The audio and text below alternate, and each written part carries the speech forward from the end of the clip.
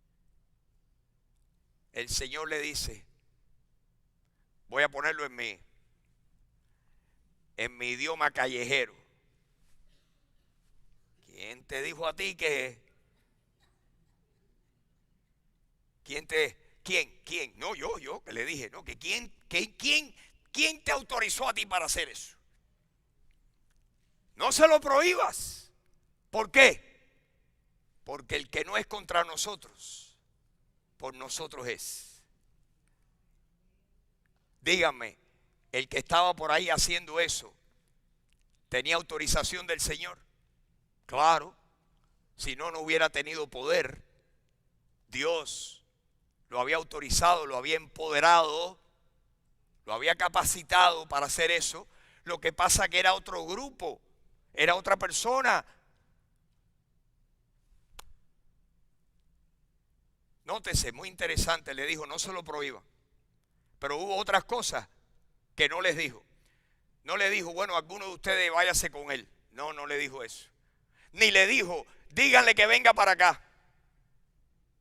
Tampoco le dijo eso. Déjenlo tranquilo, que si no está en contra nuestra, está con nosotros. Amén. Ahora yo quiero que ustedes piensen, ¿cuántos que no están con nosotros son del Señor y son la responsabilidad y el trabajo del Señor?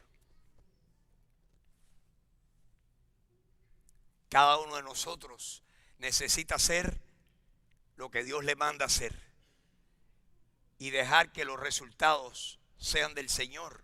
Los resultados que sean del Señor. Dios quiere que nosotros nos demos cuenta que hermanos en la fe tenemos en el mundo entero. ¿Cómo divido yo las cosas, los temas, para nosotros decir, ese es mi hermano, ese es mi hermano? ¿Cómo es que nosotros podemos tener comunión? ¿Cómo podemos ver nosotros el mundo cristiano? A mí me da una tremenda tristeza encontrarme cristianos que están peleando, argumentando unos con otros en el internet. En el internet. ¿Qué ejemplo le estamos dando a los incrédulos? Nosotros, mis hermanos, porque tenemos diferencias de un tipo o de otro, secundarias. Peleamos enfrente de los incrédulos. ¿Cómo le estamos modelando el amor y la unidad que debe haber entre los cristianos? Somos nosotros el único ejército, dicen. Somos el único ejército, el ejército del Señor, que le tiramos, que estamos peleando con nuestras propias tropas. Metidos en la trinchera y peleando con el que está al lado. ¿Y tú de qué iglesia eres? ¿Y cuál es tu denominación? No, si estamos en la trinchera, el enemigo nuestro es aquel que está allá, que está destruyéndonos.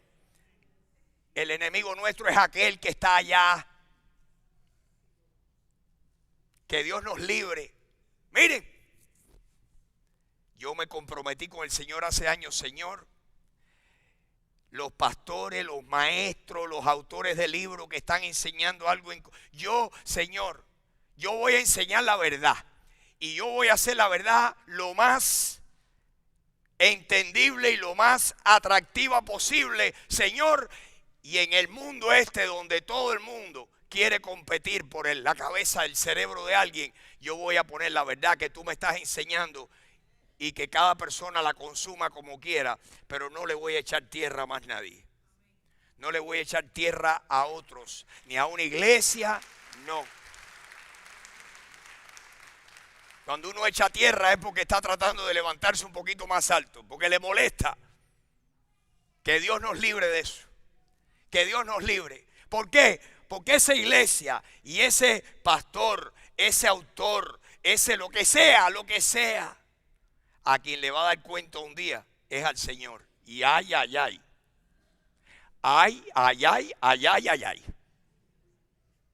Pero ahí vamos a estar todos nosotros. Cada uno le dará cuenta a Dios de sí. Que Dios nos ayude. Miren, yo tengo aquí un sistema sencillo. ¿Cómo debemos los cristianos funcionar con todas las personas que profesan ser cristianos? Hay grupos como de Calvary Chapel. Hay grupos y denominaciones de miles de iglesias. gente en todas partes.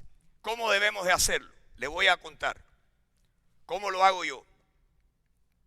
Nosotros tenemos los temas mayores de mayor importancia. ¿Cuáles son los temas mayores? Los que tienen que ver con la eternidad de una persona, los que pueden determinar la eternidad de una persona. ¿Cuáles son esos temas?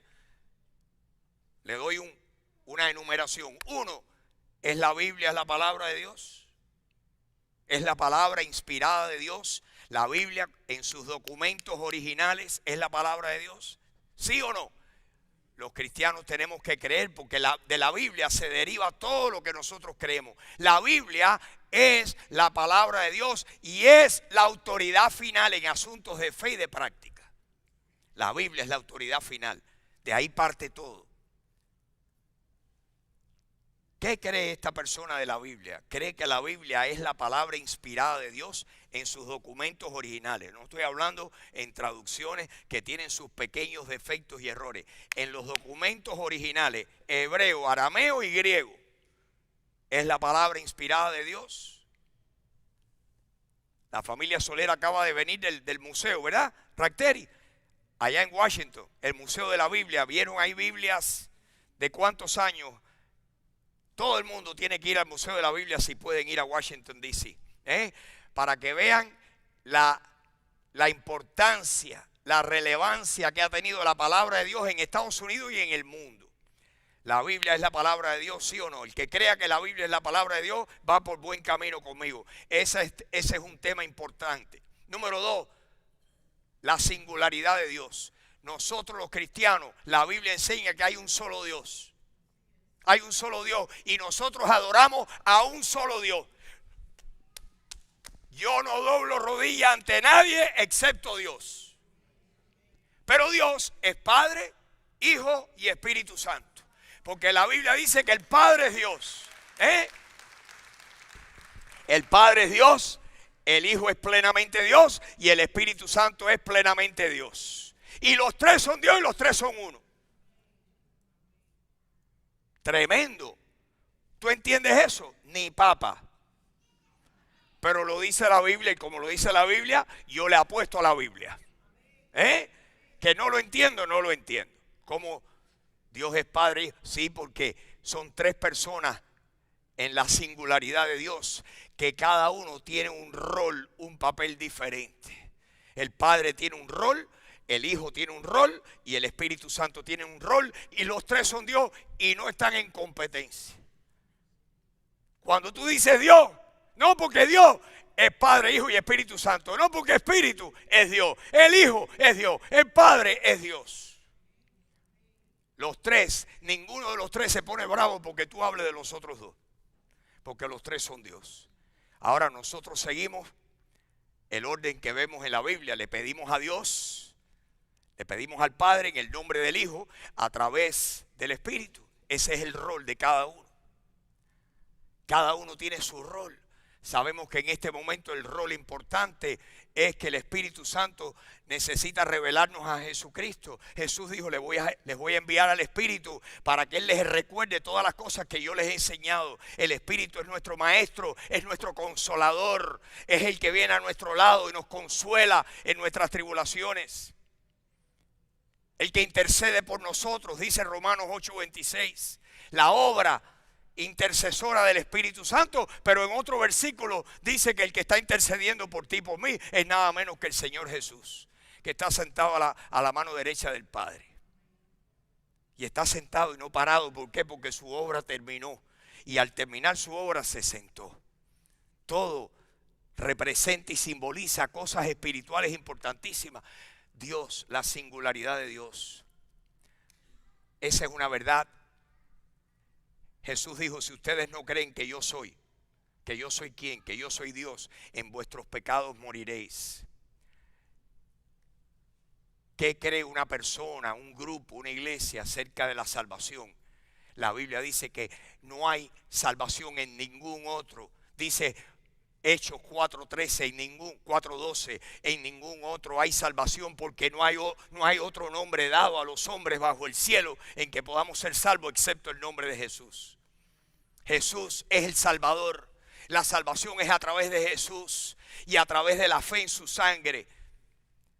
La salvación es el evangelio, es la muerte, sepultura y resurrección de Jesucristo. Esa es una verdad importante, fundamental.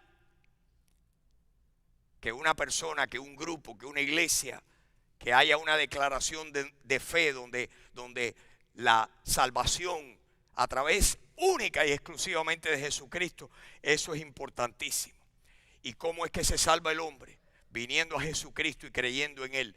Ese es el versículo, ese es el tema que está repetido a lo largo del Nuevo Testamento. El que cree en mí tiene vida eterna. Todo aquel que en Él cree no se va a perder, sino va a tener vida eterna. Cree en el Señor Jesucristo y será salvo. De este dan testimonio todos los profetas, que todos los que creyeren en Él recibirán perdón de pecados por su nombre. ¿Qué tiene que hacer un pecador? Venir a Cristo y decirle: Señor, aquí estoy, reconozco que soy pecador y necesito perdón y salvación, y tú eres el Salvador y te recibo, entra en mi vida. Y ahí es donde la Biblia dice que cuando oímos la palabra de verdad y creemos en Jesucristo, somos sellados con el Espíritu Santo de la promesa, Efesios 1:13. La salvación es poniendo nuestra fe en Jesucristo, eso es importante. La resurrección, de que la Biblia nos habla de que va a haber una resurrección de justos y la resurrección de los injustos. Los justos resucitarán para vida eterna y los injustos resucitarán para perdición eterna. Estas son verdades básicas. Mis hermanos, en los temas importantes tenemos que estar unidos. En las cosas grandes, unidad. En los temas grandes, unidad. Ahora hay otros temas secundarios. ¿Y qué tenemos que hacer en eso? Esta es mi opinión. Cada uno de ustedes decida. Los temas secundarios tenemos que tener libertad. Yo oigo cristianos que así es como miden a otros cristianos. ¿Y tú eres calvinista o arminiano? La mayoría de la gente ni sabe lo que es eso. ¿Tú eres calvinista o arminiano? ¿Tú crees en predestinación o en libre albedrío? Te estoy midiendo. ¿Tú crees en el rapto antes, a la mitad o después de la tribulación?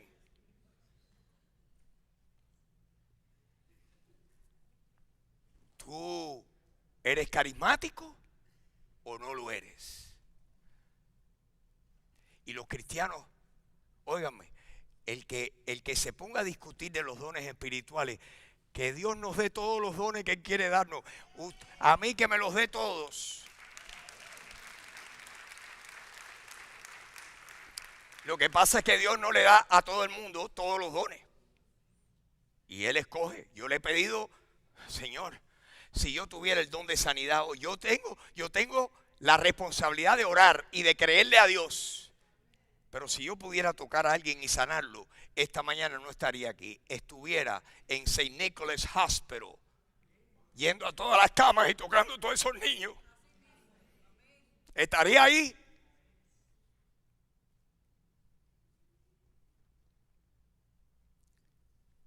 Si yo tuviera la capacidad de tocar a alguien y que se cayera. Yo fui a un encuentro de 48 horas con unos hermanos queridísimos.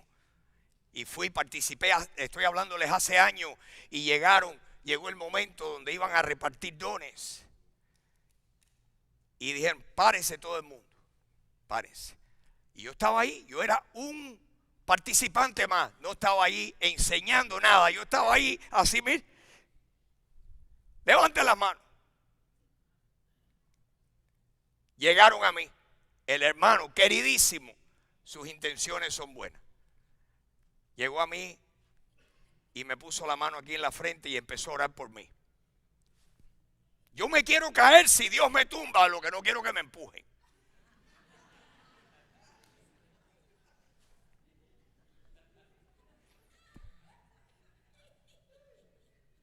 Y ese hermano querido, yo empecé a sentir una leve presión. Y yo dije: ¿cómo? ¿A empujones? Ahí no me caigo yo. Si Dios me tumba de para adelante, para el lado, para atrás, de cabeza, lo que Dios quiera, pero no que me empuje. Entonces él vio que no me iba a caer y que vino y me dijo en el oído, yo te voy a empujar. Déjate caer. Y como él era la autoridad, yo dije, bueno, si tú entiendes que yo no me caí porque Dios me tumbó. Tenían ya a alguien preparado atrás de mí. ¡Juan! Cuando terminó todo, yo le dije que estaba al lado mío, oye, me dijo en el oído que él me iba a empujar, ¿oíste? Yo me quiero caer, yo quiero lo que Dios tenga para mí, mis hermanos, lo que Dios tenga para mí. Yo espero que usted quiera lo mismo.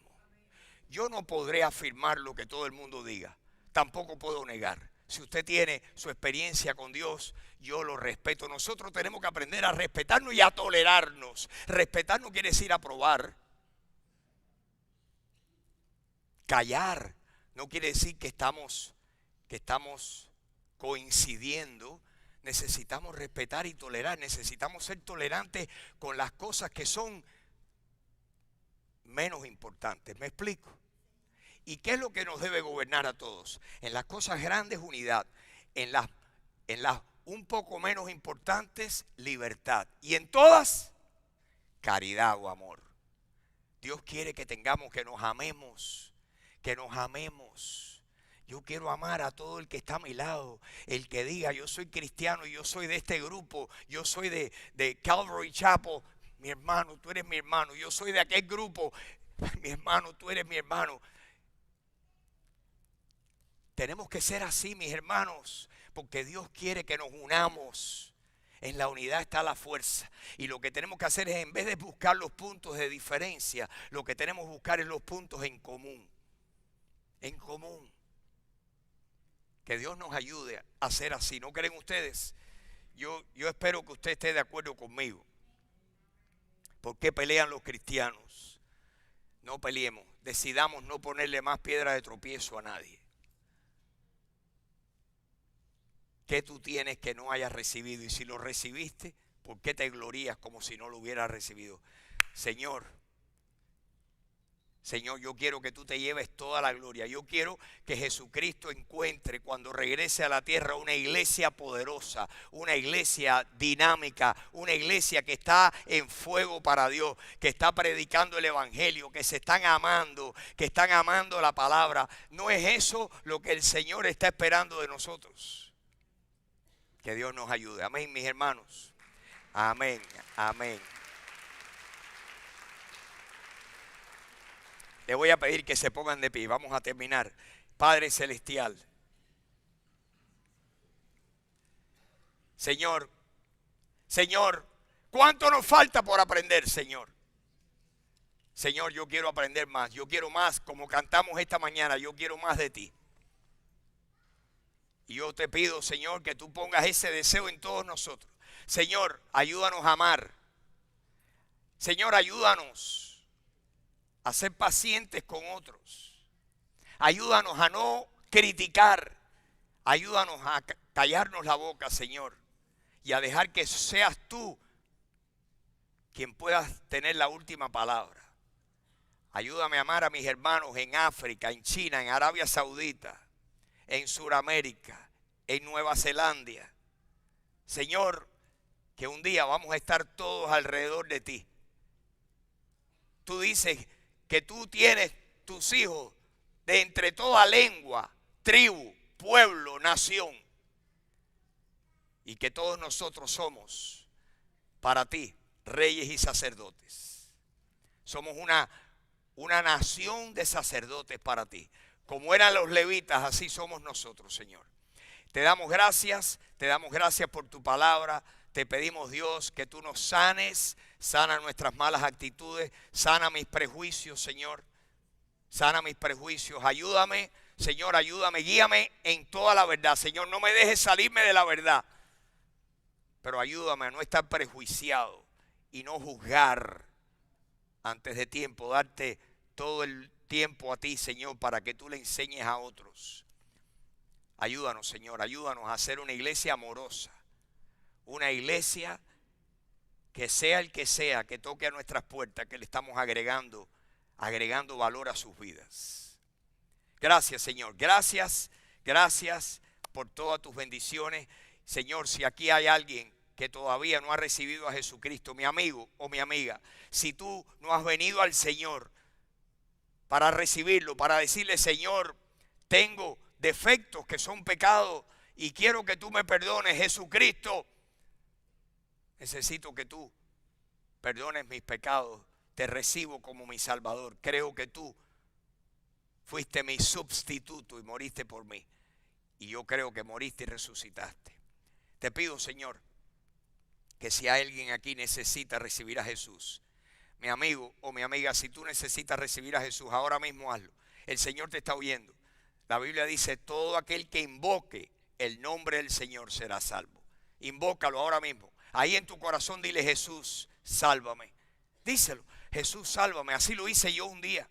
Le dije, Señor, sálvame que estoy perdido. Y el Señor me oyó y me salvó y me perdonó y me dio vida eterna. Lo mismo va a ser contigo. Hazlo, Señor. Y ayúdanos aquí a hacer un remanso de amor. Que este sea un refugio de amor para toda persona. Ayúdanos, Señor, ayúdanos, Señora, a hacer un remanso de amor, de aceptación, de tolerancia, de paciencia. Señor, cuán pacientes necesitamos ser. Ayúdame a mí a ser paciente, porque el amor es paciente.